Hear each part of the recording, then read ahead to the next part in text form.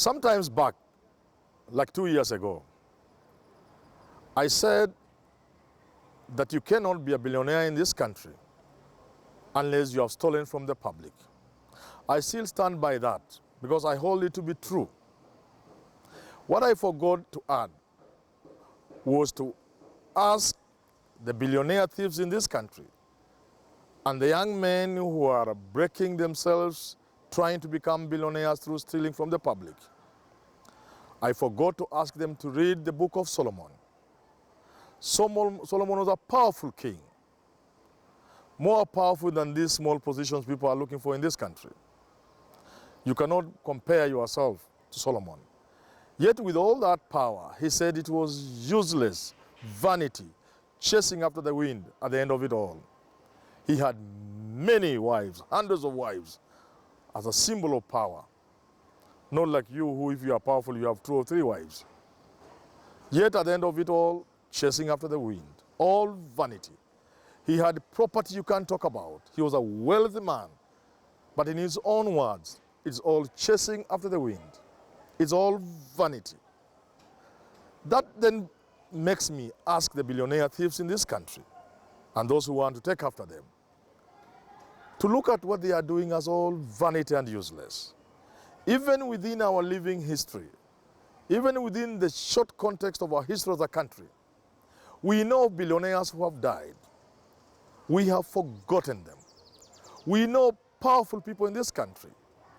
Biwott did not die 20 years ago. He died a couple of years ago. Many people are about to forget Biwott. There were people in this country who were powerful, who had billions. Kanyotu, the spy master, powerful man with billions. People have forgotten him. The only time we remember them, the Kirimas of this country, is when the children or wives, specifically wives, especially wives, fight over the property and give the lawyers a field day to make money. That's the only time we remember them. But in a couple of years, if you mention Biwott, people will be wanting to find out who is that man. That shows you that Solomon was right. It's all vanity, chasing after the wind.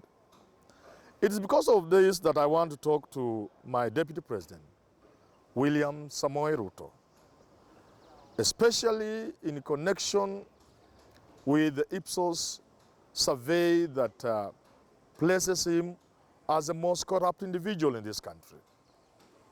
At a staggering 33%. So, William Samoei Ruto, there are 2 things you want to ask yourself. 1, is this survey containing a true reflection of the thinking of Kenyans about your corruption? Assuming Ipsos carried out a scientific survey, and I have no doubt, and there's no way I can doubt that this was a scientific survey, because they have proved themselves as a people who carry out scientific surveys. Then you need to ask yourself, why do Kenyans perceive you to be the most corrupt individual? The second thing, and I invite you to engage this, could somebody be trying to fix you? William Samoei Ruto. The beginning point will be Ipsos itself. It was stated that Ipsos was used by you and your team to try and make it difficult for Raila to become president. It is put in the same basket with Cambridge Analytica. Now, William Samoei Ruto, if it is true, if indeed it is true that Ipsos is working against you as you might want to think, and as you have said, then ask yourself, a tool that was used by you and your team to fix your opponent, if it is being used to fix you, who is doing that? I want to give you some solutions, because these are simple equation. Don't blame Raila Odinga like I hear you are saying, that he's responsible, that you are talking about people responsible for fixing you using maneuvers such as Ipsos. You are wrong. Look for the blame where you could find it. The blame will be found with a person with the power to deny you the president, it can't be Raila Odinga. Now let's go back to corruption.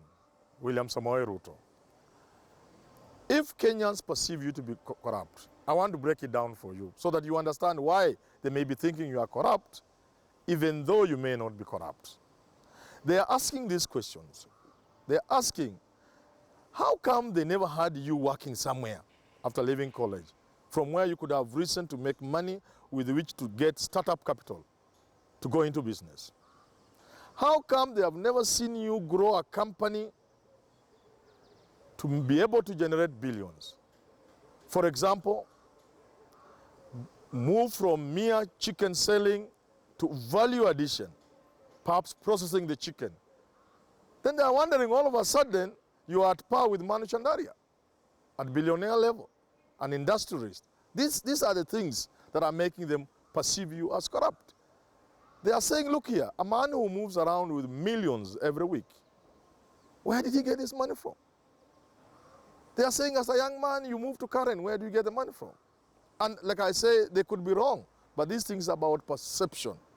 So, my deputy president, worry not,